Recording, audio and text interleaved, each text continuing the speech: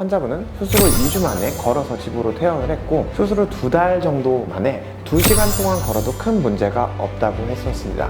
일주일 만에 환자분은 통증 없이 보행을 할 수 있어서 10일 만에 이분은 퇴원을 하셨고요. 수술 한 달 만에 이제 해외여행도 가셨었고, 수술한 지 이제 6개월 정도 됐을 때 달리기도 잘하고 있었다고 하셨습니다.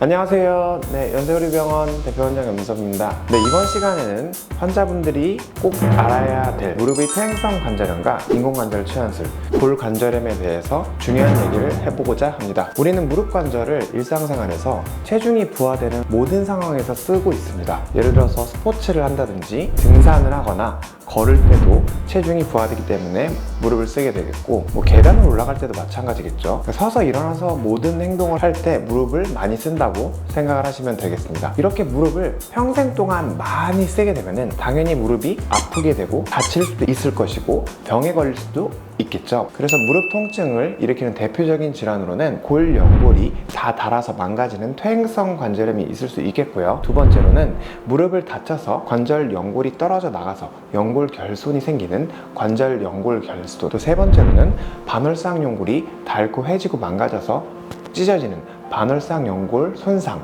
반월상 연골 파열이 있겠습니다. 이러한 무릎 질환의 공통적인 증상들이 있습니다. 무릎이 아프신 분들은 누구나 공감을 그래도 조금씩은 다 하실 수 있을 텐데요. 무릎 전반적으로 통증이 있고 무릎이 좀 붓게 되고요.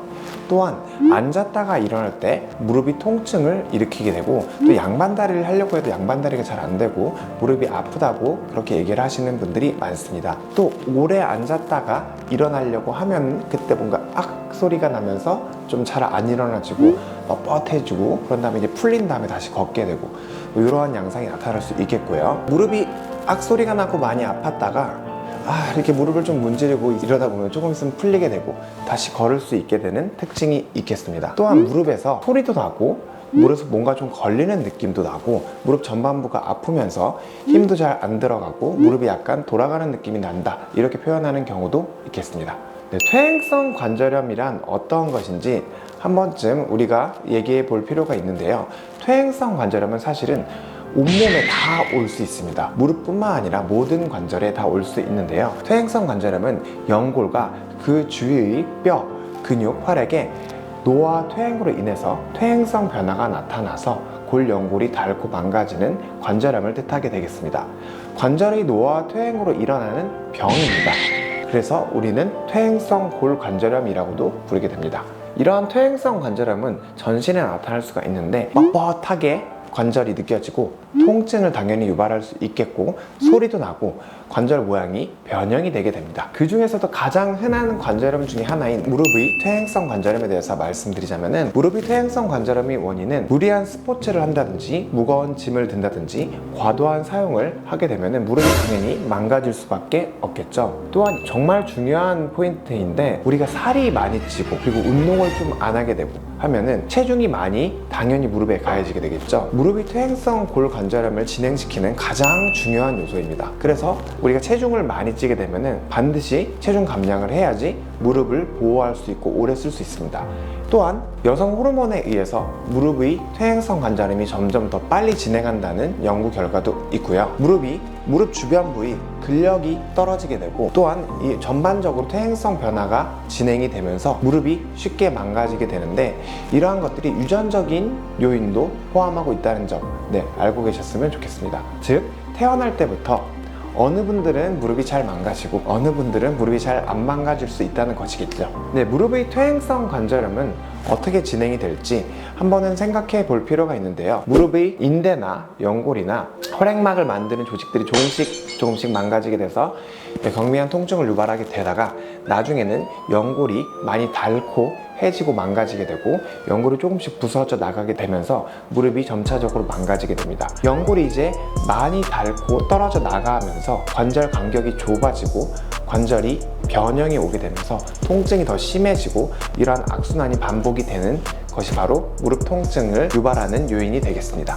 무릎이 아파서 병원에 가신 분들은 한 번쯤은 누구나 들어봤을 겁니다. 엑스레이를 보여주면서 몇 기다 이런 얘기를 하는 경우가 굉장히 많습니다. 굉장히 중요한 얘기 중에 하나입니다. 무릎의 엑스레이 분류 기준은 4가지로 나눌 수 있고, 이 분류를 통해서 주사에 대해서 의료보험을 적용을 한다든지, 어느 단계에서 수술적 치료를 한다든지, 어느 단계에서 골수 줄기세포 치료를 한다든지, 이렇게 얘기를 나눠볼 수 있겠습니다. 첫 번째로 관절염이 1기일 때는 이 골극이 거의 없게 되고, 2기일 때는 작은 골극들이 생기게 되면서 이제 관절염을 의심할 수 있게 되겠죠. 세 번째로는 관절 간격이 좁아지게 되는데, 관절 간격이 정상 간격 50% 이상은 남아있을 때 3기라고 하고, 네 번째로는 관절 간격이 이제 50% 미만으로 줄어들게 되고 딱 거의 붙었을 때, 이런 걸 4기라고 하게 됩니다. 무릎이 아픈 분들은 인공관절 치환술 도대체 언제 해야 될까, 이렇게 생각을 해보신 적 있을 겁니다. 일단 엑스레이 기수로 간단하게 설명을 드리면은, 4기일 때 내가 여러 가지 치료를 했음에도 치료에 반응이 전혀 없고 엑스레이 상으로 4기 판정을 받았을 때 더 이상 치료를 해도 효과가 없다면 인공관절 치환술을 고려를 해야 되겠고요. 또한 3기일 때도 고려를 할 수 있겠습니다. 나이가 이제 65세 이상으로 환자분들이 나이가 어느 정도 있으신데 무릎을 계속 치료를 해도 통증이 계속 지속이 되고, 다른 여러 가지 치료, 골수 줄기세포 치료를 한다든지 관절경화 수술을 했음에도 통증이 지속이 된다면 3기 때에도 인공관절 치환술을 고려할 수 있겠습니다. 네, 무릎 관절염의 단계적 치료법에 대해서 말씀을 드리면은, 보존적 치료, 우리가 흔히 병원이나 의원에서 굉장히 많이 하는 약물치료나 물리치료, 체해충격파, 도수치료, 이런 얘기는 정말 많이 들어보셨을 겁니다. 이런 기본적인 치료를 통해서 통증을 해결하게 되겠고요. 또한 비수술 치료, 골수 줄기세포 주사를 통해서 무릎 통증을 좋아지게 하거나 포롤로나 콜라겐 치료를 생각을 해볼 수 있겠고요. 세 번째로 미세천궁술이나 줄기세포 이식술, 반월상 연골 절제술, 인공관절 치환술 등 이러한 수술적 치료를 생각해 볼 수 있겠습니다. 이러한 무릎 퇴행성 관절염의 초기 치료로는 약물 치료를 생각을 해볼 수 있겠고요. 또한 물리치료, 운동치료를 생각해 볼 수 있겠습니다. 관절에 좋은 운동으로는 수영이나 걷기나 자전거, 스트레칭 등이 있겠습니다. 퇴행성 관절염이 중기일 때에는 보통 관절 내에 고인물을 빼내고 관절 안에 주사 치료를 해주는 치료를 많이 하게 되겠고요. 무릎 주변부에 프롤로 치료나 콜라겐 치료를 하는 것도 도움이 되겠습니다. 또한 최근에 많이 시행이 됐었는데, 자가 골수를 흡인을 해서 줄기세포를 추출해서 무릎에 주사를 해주는 골수 줄기세포를 주사하는 것을 고려할 수 있겠고요. 또 이러한 치료를 해도 이제 해결이 되지 않을 때는 관절경을 통해서 무릎에 작은 구멍을 내서 무릎 안에 미세천궁술을 해주거나 줄기세포 이식을 해주거나 휜다리를 펴줘서 무릎이 안쪽에 부하가 되는 하중을 바깥쪽으로 돌려줘서 연골을 조금이라도 살릴 수 있게 치료를 하는 휜다리 교정술을 고려할 수 있겠습니다. 이러한 초기랑 중기 치료를 모두 다 했을 때 환자분들이 치료가 잘 되면 당연히 이제 잘 지내시면 되는데, 치료를 아무리 해도 효과가 아예 없을 때, 마지막으로 할 수 있는 치료가 없을 때 우리가 퇴행성 관절염의 말기 단계에서 인공관절 치환술을 고려를 할 수 있겠습니다. 인공관절 치환술은 효과가 다른 치료가 전혀 없을 때 마지막으로 선택할 수 있는 옵션이지만, 치료를 하게 되면은 환자분의 통증을 확 좋아지게 해드릴 수 있고, 다리가 휜 것도 올바르게 필 수 있게 되고 일상생활로 회복을 시켜줄 수 있는 치료이기에 굉장히 유용한 치료입니다. 이러한 인공관절이 수술 전에는 이렇게 다리가 휘어있고 관절 간격이 좁아져 있어서 통증이 너무 심해서 이제 앉았다 일어났다도 하기 힘들고 걷기도 힘들 정도로 아픈 환자분들을 수술을 하게 되면 이렇게 다리가 일자로 쭉 펴지게 되고 인공관절 수술을 통해서 일상생활로 돌아갈 수 있게 되는 좋은 치료가 되겠습니다. 근데 이분은 70대 여성분이었고요. 5년 전에 다치면서 무릎이 부러져서 타병원에서 골절 수술을 했었고요. 1년 전에는 기기 제거술을 했었습니다. 엑스레이를 보시면은 이게 나사를 박았던 흔적이 있죠. 이렇게 무릎을 다치게 되면은 퇴행성 관절염이 원래 조금 있었던 분인데 외상성 관절염이 같이 중첩이 되면서 관절염이 점점 빠르게 진행하는 경우도 있습니다.